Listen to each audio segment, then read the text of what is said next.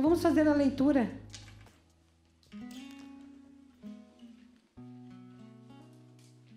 A leitura da palavra do Senhor.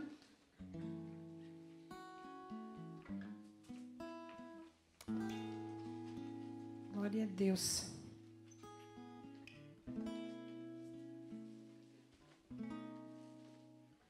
Encontra-se no livro de Atos, capítulo 3. Livro de Atos, capítulo 3. Vamos esperar aparecer aqui, que as letras são um pouquinho maiores, né? E até eu providenciar um óculos. Aqui diz assim: Pedro e João subiam juntos ao templo à hora da oração, a hora nona. E era trazido um varão que desde o ventre da sua mãe era coxo, o qual todos os dias punham à porta do templo chamada Formosa, para pedir esmola aos que entravam.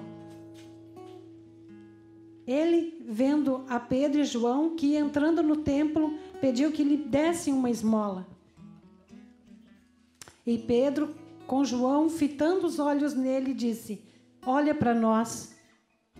E olhou para eles, esperando receber alguma coisa. E disse Pedro: Não tenho prata nem ouro, mas o que eu tenho, isso eu te dou. Em nome de Jesus Cristo Nazareno, levanta-te e anda. Aleluia. E tomando pela mão direita, o levantou, e logo os seus pés e tornozelos se firmaram. E saltando ele, pôs-se em pé e andou, e entrou com eles no templo, andando e saltando e louvando a Deus. E todo o povo o viu louvar a Deus. Até aqui, irmãos. Então, essa é uma passagem bastante conhecida, né? Eu acredito que todos os irmãos já conhecem, já ouviram, né, alguém pregar, já ouviram alguém falar sobre esta cura, esta grande cura que foi ali na entrada do templo. E eu estava estudando a palavra do Senhor e eu comecei a estudar sobre a vida de Lucas, porque bem provavelmente, né, Lucas tem escrito o livro de Atos. Escreveu o livro de Lucas, que leva o nome dele, e o de Atos também, né? E eu comecei a ver assim como Lucas, ele não conheceu Jesus, ele não caminhava com Jesus, ele não andou com Jesus. Mas quando ele começou a ver os milagres que os apóstolos começaram a fazer, a manifestar ali no meio do povo, Lucas começou a estudar sobre Jesus. E é tão lindo a história que ele começou a estudar e ele foi atrás de todas as informações e ele começou a escrever sobre Jesus e ele queria conhecer e ele acabou se tornando amigo dos apóstolos. A Bíblia fala que Paulo chamava ele de um médico amado, né? Então Lucas, ele foi a fundo. E nós estamos discipulando algumas pessoas e hoje eu ainda estava vendo assim uma pessoa que quando quer realmente conhecer Jesus é lindo, né? Como Lucas, ele foi, começou a querer saber, ele ia, entrevistava, ele perguntava, ele queria saber. E muitos milagres ele foi testemunha. Que o apóstolo Paulo fez, ele era testemunha, e ali ele ia colhendo informações para que ele pudesse escrever, para que ele pudesse relatar sobre Jesus. E ele escreveu sobre Jesus. Ele falou, né, com muita propriedade sobre Jesus. E ele procurou a conhecer cada dia mais. E quando ele estava ali com o apóstolo Paulo, ele continuou escrevendo, né, aí sobre os que os apóstolos estavam fazendo. E quando ele falou sobre esse milagre que aconteceu na Porta Formosa, ele, como médico, ele sabia o que tinha acontecido. Ele sabia que pela medicina não poderia acontecer nada, que a medicina não tinha como fazer aquilo que aconteceu naquele dia. Porque nós vemos que um pouco mais na frente ali, no decorrer da passagem aqui, fala que o homem já tinha mais de 40 anos. Então não tinha mais, pela medicina, não tinha como aquele homem andar. Aquele homem ia ficar ali. E ele, 40 anos, ele estava indo à porta do templo. A Bíblia nos fala que 40 anos ele estava sendo levado e sendo deixado ali para pedir esmola. E eu achei uma outra passagem assim muito semelhante. Foi quando João fala sobre quando Jesus entrou no templo também e foi no tanque. Um tanque que se chamava Betesda. E ali havia um homem que estava na cama há 38 anos aproximadamente. E nós olhando, os dois estavam no templo. A Bíblia nos fala que Jesus chegou lá e perguntou para ele assim: você queres? O que tu queres? O homem não respondeu para Jesus. O homem simplesmente ele foi achando, falando o que tinha acontecido. Eu tento, mas quando chega, agita as águas, não tem ninguém para me levar, ninguém consegue me levar até o tanque. Com certeza aquele homem estava há 38 anos lá, e quando ele via um mínimo agitar das águas, e a gente sabe, irmãos, que o agitar das águas, qualquer vento agita as águas. Agora imagine quantas vezes aquele homem não saiu se rastejando pelo chão para tentar chegar até aquele tanque. E quando nós começamos a olhar na semelhança que houve naquele coxo que estava na porta e aquele outro que estava também no tanque, é a semelhança dos dois. Os dois estavam ali, os dois estavam há quase 40 anos. Um 38, outro 40 anos, estavam ali à espera de um milagre. O que nós podemos ver nesses homens? É a perseverança deles, a força deles de estarem ali há 40 anos, 38 anos e não desistir. E não desistir. Aquele homem era levado todo dia. A palavra do Senhor fala que ele era levado diariamente à porta do templo. Diariamente ele era levado, ele era deixado ali. E eles não desistiam. Aquele estava procurando a cura, que estava no tanque de Betesda. Mas aquele outro estava ali porque ele queria uma esmola. Ele não procurava a cura. Ele não estava procurando a cura, porque ele não tinha mais esperança. Quem sabe quantas coisas passou pela cabeça daquele homem? Quantas coisas passaram pela cabeça desses dois homens aleijados? Hoje a gente vê que uma pessoa com deficiência física é muito mais respeitada, né? Tem os seus direitos garantidos, tem muitas coisas que mudaram. Mas naquele tempo uma pessoa que era aleijada, uma pessoa com algum defeito, era considerado excluído. Era tirado da sociedade, não tinha valor nenhum. Não havia valor nenhum para eles. Eles não eram valorizados, eles não eram amados, eles eram um peso. Eles eram um peso para a família, eles eram um peso para a sociedade. E eles eram simplesmente deixados lá. Aquele que estava no tanque, ele não tinha ninguém para ajudar a chegar até as águas. Aquele que estava na porta estava pedindo esmola. E o que mais a gente fica chocado é que os dois estavam no templo. Os dois estavam no templo. Quando eu estava estudando esta passagem, a gente começa a olhar para nós mesmos. Nós começamos a olhar. E quantos de nós estamos no templo e não recebemos o nosso milagre? Quantos de nós estamos no templo, mas às vezes ficamos na porta? Nós não conseguimos entrar, e eu estou falando de uma maneira simbólica, nós não conseguimos entrar realmente no culto, entrar realmente na adoração, entrar realmente para ter um encontro com o Senhor, e a gente fica mendigando na porta. Aleluia! Quantos de nós, irmãos, não queremos mudar? Quantos de nós não queremos? Quem sabe aquele homem até ele pensava, será que eu entro lá dentro? Mas ele não era aceitado lá dentro. Ninguém convidava ele para chegar até lá dentro. E ele ficava na porta. Mas ele ficava lá porque ele não tinha como entrar. Mas muitos de nós entramos e não queremos entrar. Muitos de nós estamos aqui, mas nós não queremos entrar naquele lugar que é seguro. Aquele lugar que o Senhor está com os braços abertos e dizendo, vem, filho. Nos acostumamos com as esmolas.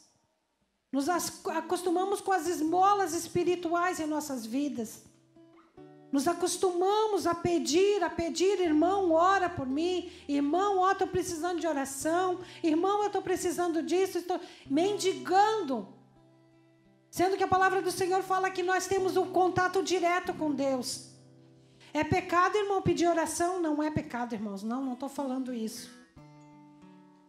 Mas saiba que nós estamos aqui para ajudar.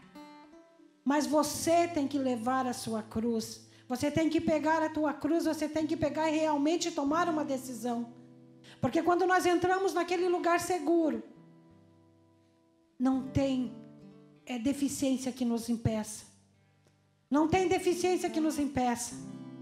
E a palavra do Senhor fala que quando Pedro e João estavam entrando naquele lugar, quantas vezes Pedro e João passaram por ali? Com certeza era uma rotina para eles, porque eles iam no templo, era 3 da tarde, eles estavam indo no templo para adorar. Quantas vezes Pedro e João passaram por aquele homem e talvez nem viram ele. Mas naquele dia, quando o coxo viu Pedro e João, ele pediu, dá-me uma esmola.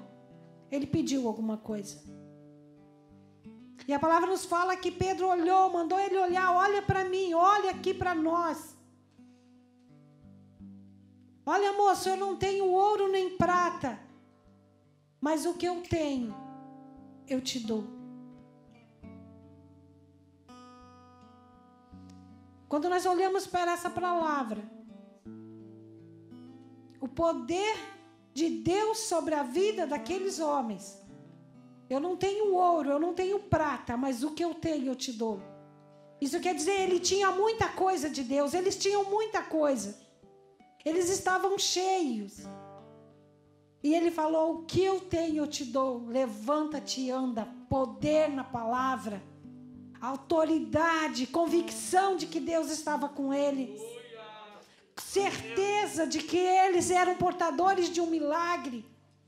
Certeza que eles eram um canal de bênção. Certeza que eles eram resposta de oração, quem sabe, daquela família, daquele homem, que muitas vezes pensou, mas não tinha mais nem coragem de pedir.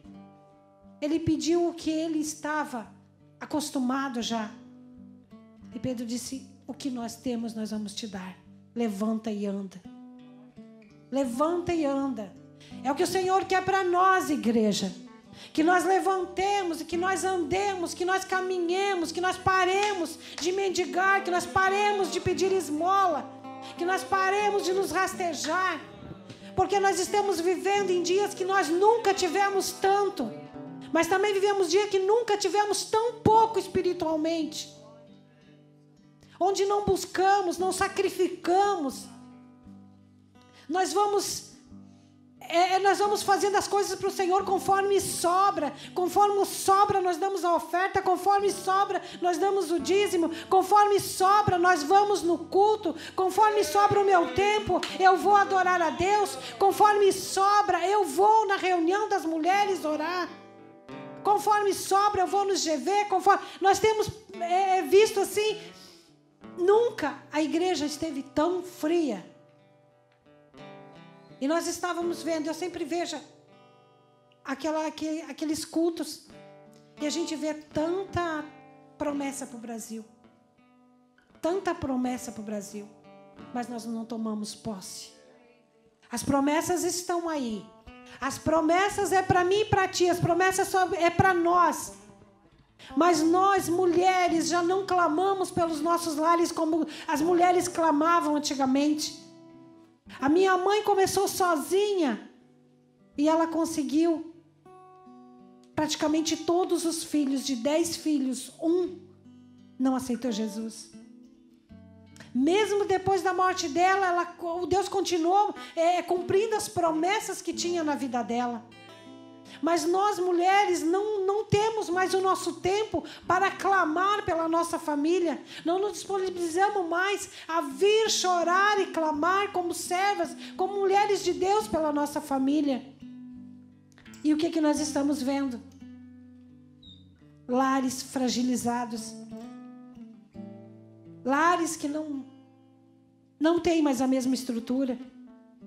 E nós nos perguntamos, aonde erramos? Aonde erramos? Mas será que nós estamos vindo e ficando ali na porta, somente para pegar o que sobra, somente para pegar as esmolas? Aquele homem, aquele dia, ele recebeu a vitória dele. Aproximadamente 40 anos ele esteve ali. 40 anos. Aquele lá do tanque, ele esteve lá durante 38 anos e ele dizia, eu não vou sair daqui, eu quero a minha vitória. Agora pensa, irmãos, uma pessoa numa cama, totalmente deficiente, ficar ali, como que ele fazia as necessidades fisiológicas dele, como que ele tomava uma água, como que ele se alimentava. E ele ficou ali, ele perseverou, 38 anos. E hoje nós não recebemos o nosso milagre na primeira semana, a gente diz, não, vou dar mais uma chance para Deus. Na segunda semana, já estou querendo desistir. Na terceira semana, nós encostamos Deus na parede. Senhor, se não fizer, eu não vou mais. Senhor, se não fizer isso para mim, chega, acabou, não quero mais saber. Aquele homem teve ali 38 anos sem ajuda. Se esforçando. Eu vou conseguir. Uma hora eu vou conseguir, uma hora o anjo vai agitar as águas e eu vou descer. E a palavra do Senhor nos fala que Jesus foi ao encontro dele. Jesus chegou lá e perguntou para ele, o que você quer que eu te faça? Aquele homem, quando recebeu o milagre, ele saiu adorando e louvando ao Senhor. E aquele homem que estava ali na porta, a palavra do Senhor nos fala que ele saltitava de alegria. E Pedro e João entraram para dentro do templo e ele foi atrás. Imagina a alegria daquele homem entrando no templo, quem sabe pela primeira vez na sua vida, ele entrando no templo, e a palavra do Senhor fala que ele adorava, ele gritava, ele dava glórias a Deus. E nós vimos que quando ele começou a dar glória a Deus, que ele começou a se alegrar, começou a chamar a atenção. Começou a chamar a atenção do povo que estava em volta. A alegria daquele homem começou a chamar a atenção daquele povo que estava em volta. E ele dizia, eu fui curado, fui curado, fui curado. E ali ele glorificava a Deus. E as pessoas começaram a olhar.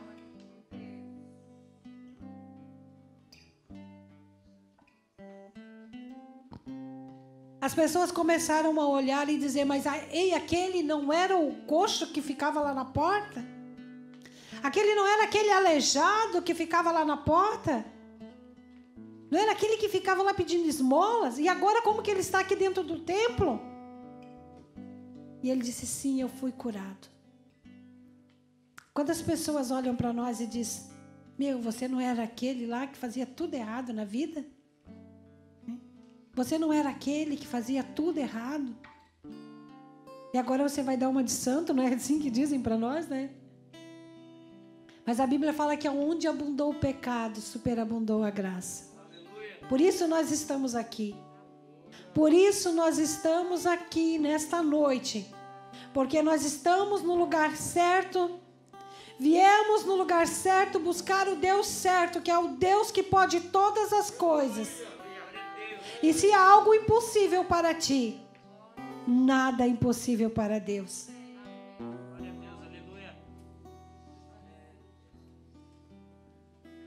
E a palavra do Senhor nos fala que quando ele começou a gritar, quando ele começou a se alegrar, quando ele começou a dizer que tinha sido curado, começou a vir as pessoas e queriam saber o que tinha acontecido. Pedro e João ficaram olhando e as pessoas dizendo, eles foram curados por Pedro e João curaram ele. Aí Pedro começou a falar. Eu fico admirada com a vida de Pedro também, com a mudança que teve Pedro. Porque nós vemos que quando Jesus foi preso lá atrás, quando Jesus estava sendo preso para ser crucificado, e olharam para Pedro e diziam, esse homem estava com Jesus. Ele disse, não, nunca vi. Era um homem totalmente covarde, totalmente medroso.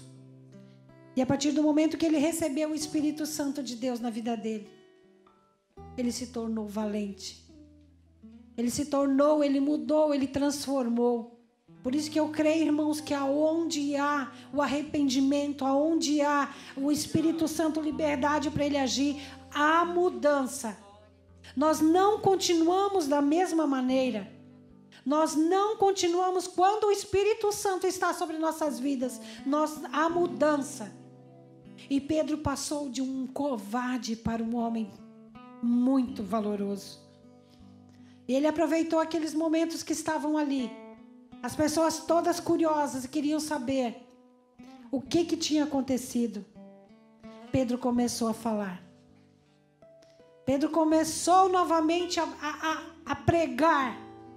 Sabe aquele Jesus, aquele homem que vocês crucificaram? Sabe aquele Jesus que morreu lá na cruz, que deu a vida dele? Sabe aquele Jesus que vocês trocaram por aquele malfeitor? Que Pilatos até queria soltar ele, mas vocês disseram não, vocês escolheram o Barrabás. Esse Jesus está fazendo. Porque ele morreu. Ele morreu sim, ele foi crucificado, mas ele ressuscitou, ele não continua, ele não está morto. Ele ressuscitou. Esse Jesus que vocês crucificaram, ele ressuscitou. E é ele que está fazendo, é através dele, é pelo nome dele, é pelo sangue dele que milagres estão acontecendo.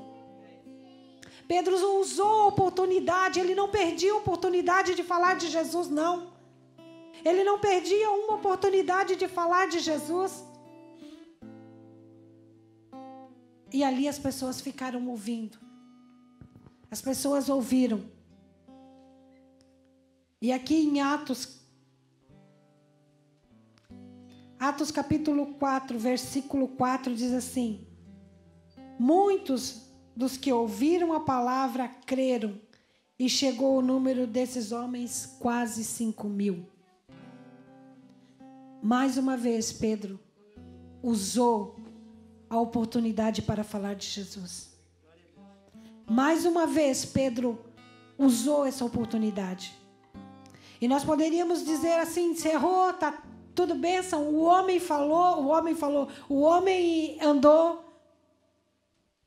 muitas almas se converteram e acabou tudo bem, né? Mas há um pequeno detalhe aqui, no capítulo 4, versículo 1, que diz assim: estando eles falando ao povo, sobrevieram os sacerdotes e os capitães e os saduceus, doendo-se muito que Pedro, de que ensinassem o povo e anunciassem Jesus, a ressurreição dos mortos. Lançaram mão deles e o encerraram na prisão até o dia seguinte, pois já era tarde. Pedro e João foram lá no templo. Através da vida deles, curaram um aleijado que já estava lá há 40 anos. Pregaram para uma multidão. E aí, no final, foram dormir na cadeia. Quando nós olhamos para a vida dos apóstolos, quando nós vemos a vida que eles tiveram, eles renunciaram a tudo. Irmãos, imagina nós fazer uma oração por uma pessoa aleijada, uma doença que tem algum problema. O nosso ego já cresce, né? Poxa, eu fiz isso. E aí no outro dia a gente tem algum probleminha, a gente diz: mas Deus estava comigo ontem, por que agora já está acontecendo isso? Aqueles homens não. Eles abdicaram de toda a vida deles para servir a Jesus. Eles não importaram se eles foram presos. A palavra nos fala que quando Paulo e Silas estavam na prisão, eles já tinham sido açoitados e eles cantavam louvores a Deus. Aí Pedro e João são presos porque fizeram tudo isso. E daí por que Deus não protegeu? Por que o Senhor permitiu tudo isso? Não houve essa indagação. Não houve essa pergunta da parte deles. Porque eles abdicaram da vida deles em prol do reino. Por isso que eu sou categórica em dizer, irmãos, nós nunca tivemos tanto e nós nunca fizemos tão pouco. Nós nunca tivemos a oportunidade de falar tanto de Jesus e nós nunca falamos tão pouco. Hoje nós temos, as mídias, nós temos tanta oportunidade de falar de Jesus. Nós temos os nossos vizinhos, nós temos os nossos amigos. E muitas vezes nós nos calamos porque é mais prático. Nós nos calamos porque é mais prático. A minha vizinha conversava com ela essa semana passada, e ela dizia para mim assim, que ela, a certo momento, a maneira dela se expressar, eu tenho pena de Deus porque tanta gente pedindo, as coisas estão tão difíceis e tem tanta gente pedindo para Ele. Eu tenho a impressão que Deus às vezes fica meio assim, sem saber o que fazer. Aí eu disse para ela, não, isso para Deus não é nada. O que incomoda Ele é a ingratidão. Sabe, o que incomoda Ele é Ele fazer tanto e bem poucos voltarem para agradecer. É Ele fazer tanto por essa humanidade e nós não termos tempo para agradecer a Ele. É Ele nos dar a vida todo dia, Ele nos fazer nos levantar, nós deitamos a cabeça no travesseiro, podermos dormir em paz e muitas vezes não temos tempo para agradecer. Isso incomoda a Deus. Porque Ele manda, nós temos que pedir. Pedir. Ele fala, a sua palavra fala que nós temos que pedir. Mas nós também temos que agradecer. E temos que parar de murmurar. Porque se Pedro e João tivessem murmurado, tivessem falado, nossa, mas nós fizemos tanta coisa e agora acabamos num presídio, agora nós acabamos numa cadeia, vamos dormir aqui. Que Deus é esse que a gente serve?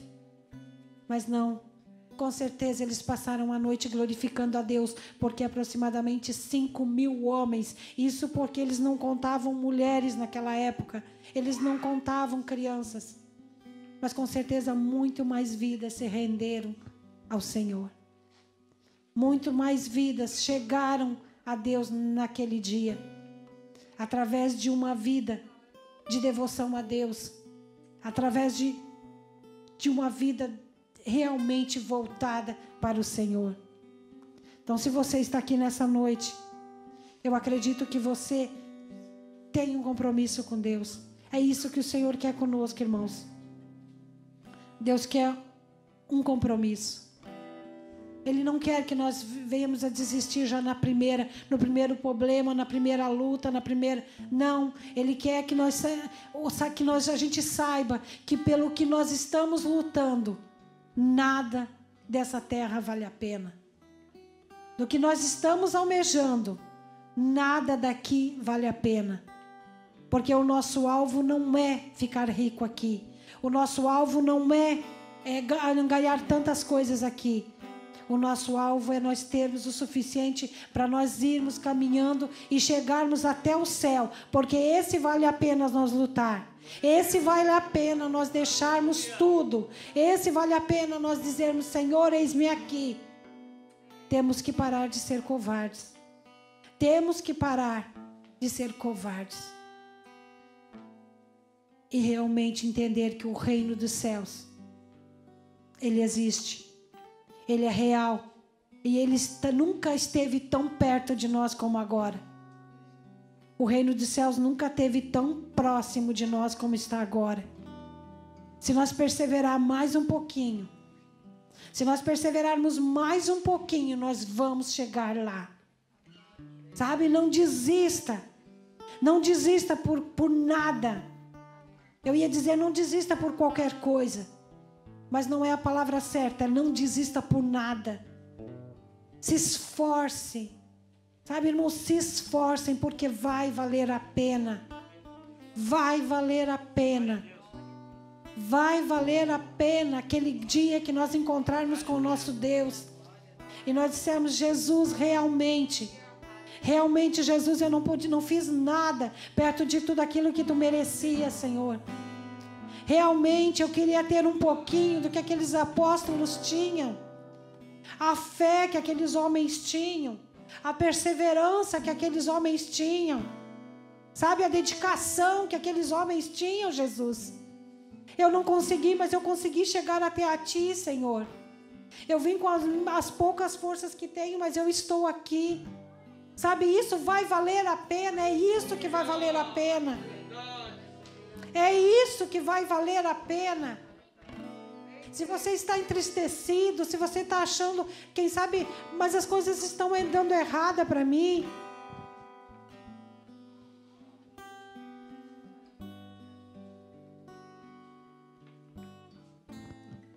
Quem sabe você está entristecido. Tenho pedido, tenho clamado, irmã, tenho orado, mas as coisas não estão dando certo. Não consigo aquilo que eu tenho pedido, mas aguenta mais um pouquinho. Ora mais um pouquinho, chora mais um pouquinho. Eu tenho certeza que não vai levar 38 anos como aquele homem. Não vai levar 40 anos como aquele homem lá. Mas quem sabe precisa mais esforço da tua parte. Quem sabe precisa mais entrega da tua parte. Irmãos, porque a falha não está em Deus. A falha de maneira nenhuma ela está em Deus. A falha está em nós. Deus é perfeito e Ele continua perfeito. Ele sabe todas as coisas. E quando nós ouvimos a palavra do Senhor, eu vi uma reportagem hoje falando sobre a importância de nós lermos a palavra. O que muda na nossa vida quando nós começamos a ler a palavra. E o estudo ele falava de uma vez por semana, 2, 3, mas quando chegou na 4ª vez, 88 pessoas foram estudadas. E o grupo que lia a palavra 4 vezes por semana, a vida dela dava um pico muito grande. Eu não estou bem lembrada de números, mas a autoestima dela melhorava, a fé, a perseverança. É incrível a diferença de uma pessoa que fazia pouco e a pessoa que faz muito. E quando nós olhamos que nós temos a palavra à disposição, nós podemos ler, nós podemos estudar, nós podemos reler. Ela vai acrescentar a nossa fé. Ela vai nos estimular a prosseguir. Ela vai nos estimular a prosseguir e nós vamos conseguir. Mas é preciso nós termos perseverança. Se você está precisando de alguma coisa, se você está clamando a Deus por alguma coisa, prossiga. Prossiga, procura, pergunta para Deus o que está faltando. Porque eu digo e repito, a falha não está em Deus. O nosso Deus é perfeito. O nosso Deus é perfeito.